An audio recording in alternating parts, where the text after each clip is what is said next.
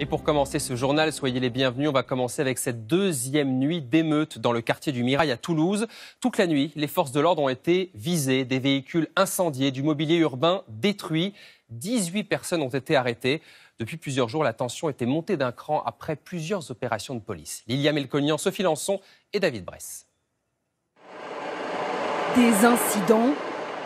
Jusqu'à 4 heures du matin, forces de l'ordre et jeunes de la cité se sont affrontés. Tirs de mortier lancés depuis des appartements. Voitures brûlées. C'est ce véhicule de pompiers là à droite, celui-là.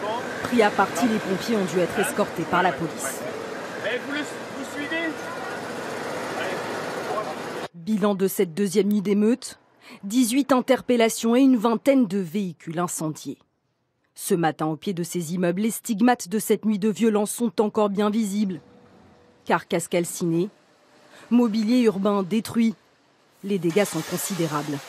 Les habitants du quartier, eux, sont exaspérés. Ça nous inquiète. On ne peut pas sortir, même si on vient ici le soir, on ne peut pas sortir le soir. Nous sommes dans une zone de non-droit. Et ça, la police ne veut pas l'entendre. Ils ne veulent pas entendre la zone de non-droit. À l'origine de ces échauffourées, des tensions liées au trafic de stupéfiants selon la police. Depuis quelques semaines, une offensive des forces de police a permis de mettre à mal un petit peu l'économie souterraine dans ces quartiers.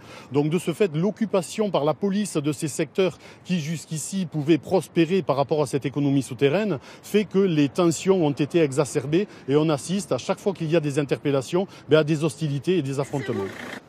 Des rumeurs sur la mort d'un détenu originaire du quartier et l'interpellation d'une femme en burqa sont venues alimenter ces tensions. Pour éviter de nouveaux incidents, la préfecture a décidé d'interdire la vente de carburant au détail et prévoit ce soir encore un important dispositif de sécurité dans le quartier.